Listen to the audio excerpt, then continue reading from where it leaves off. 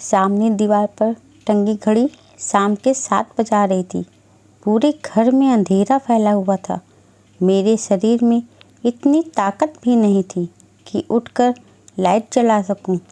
सुजाता, उसकी बेटी और मैं और मेरी बेटी, इन्हीं चारों के बीच अनवरत चलता हुआ मेरा अंतर्द्वंद।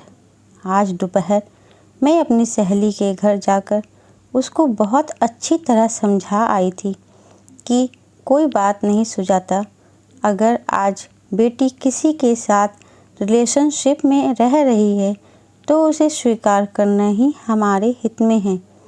अब तो जो परिस्थिति सामने है, हमें उसके बीच का रास्ता खोजना ही पड़ेगा। और जब अपनी बेटी का आगे रास्ता साफ करो तो क्या मेरी बेटी अपरा भी? नहीं, लगा मैं और सुजाता एक ही नाव में सवार है। नहीं, मुझे कुछ तो करना पड़ेगा। फिर किसी तरह अपने को संभाल कर अजीत के आने का समय देख चाय बनाने किचन में चल दी। उलझते सोचते समझते दिल्ली में इंजीनियरिंग कर रही अपनी बेटी अपरा के आने का इंतज़ार करने लगी। उसने आज घर आने की बात कही थी। वह सही वक्त पर घर पहुंच गई।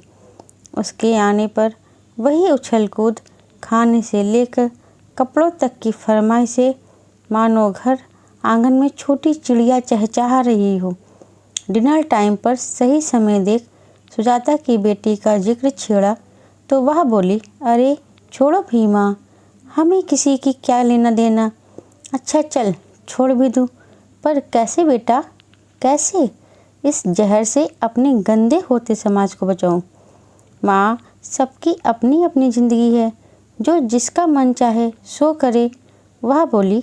मैंने लंबी सांस ली और कहा, अच्छा बेटा, मैं सोच रही हूँ कि इस कमरे का पर्दा हटा दूँ। अरे क्यों माँ, कुछ भी बोलती हो? यह क्या हो गया है तुम्हें? बिना पर्दे के घर में कैसे रहेंगे? वह झुंझुलाई, क्योंकि मेरी भी तो अपनी ज़िंदगी है, जो चाहे मैं करूँ। मेरा लहजा थोड़ा तल्ख था। मैं आगे बोली, आज आधुनिकता के नाम पर हमने अपनी संस्कृति, सभ्यता, लोक लिहाज, मान मर्यादा के सारे पर्दे भी तो उतार फेंके हैं। अपने वेग और उफान में सीमा से आगे बढ़ती नदी भी सदा हाहाकार मचाती है। और आज की पीढ़ी भी क्या अपने घर परिवार, समाज, रिश्तों को दरकिनारे कर अपनी सीमा से आगे नहीं बढ़ रही है? मैं मानती हूँ कि हमारे बच्चे उच्च शिक्षित, समझदार और परिपक्व हैं, किंतु फिर भी जीवन की समझ अनुभव से आती है। और अनुभव उम्र के साथ, हम सब उम्र की इस प्रौढ़ता पर पहुंचकर भी जीवन के कुछ निर्णयों के लिए तुम्हारे बाबा, दादी, नानू, नानी पर निर्भर हैं। अपरा चुपचाप सुनती जा रही थी। थोड़ी देर रुककर मैं फिर बोली, प्रेम तो दिल से जुड़ी एक भावना है और विवाह एक अटूट बंधन, जो हमारे सामाजिक ढांचे का आधार स्तंभ है। और यहाँ लिव इन रिलेशनशिप क्या है बेटा? चढ़ती हुई बेल भी तभी आगे बढ़ती है जब उसे बांध कर रखा जाए। सो बिना बांधे रिश्तों को क्या भविष्य? क्यों आंखें बंद कर अपने भविष्य को गलत में ढकेल रहे हो? हमारी संस्कृति में आश्रम व्यवस्था के नियम भी इसलिए बने थे, किंतु अब तो ये सब दकियानुसी बातें होकर रह गई हैं। माना कि आज समय बहुत बदल गया है, लेकिन ऐसा भी नहीं है कि हम बड़े लोगों ने अपने को नहीं बदला। बड़ों की स्वीकृति है तभी ज़्यादातर शादियाँ लव मैरिज होती है। किंतु आज आधुनिकता के नाम पर अपनी संस्कृति को त्याग कर पश्चिम की संस्कृति की नकल करना बंद करो।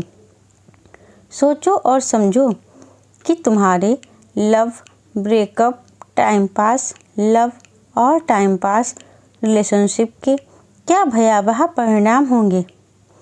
असमय बनाए संबंधों के अनचाहे परिणाम तुम्हारे कमज़ोर कंधों पर क्या? बेटा, हर चीज़ का कुछ नियम होता है। बिना समय के तो पुष्प भी नहीं पल्लवित होते। इस तरह तो सारी सामाजिक व्यवस्था ही चरमरा जाएगी।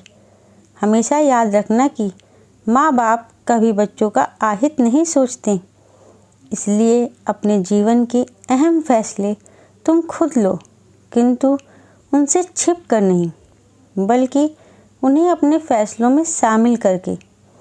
बचपन तो जीवन के भोर के मानिंद रमणीय होता है, किंतु जीवन का अपराह्न आते आते तपती धूप में माँ बाप ही तुम्हारे वट वृक्ष हैं। उनसे जुड़े रहो, अलग मत हो।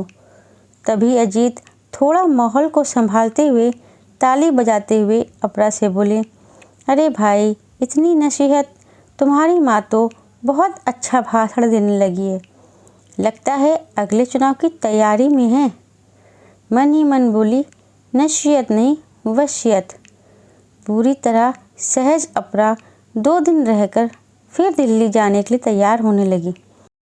बुझे मन और आंखों में आंसू लिए जब उसे छोड़ मैं अपने कमरे में वापस आई तो मेरा मन सामने टेबल पर रखे कार्ड को देख खुशी से नाच उठा, जिस पर उसने लिखा था, you are great mom. Thank you दोस्तों। उम्मीद करती हूँ आपको हमारी यह कहानी ज़रूर पसंद आई होगी।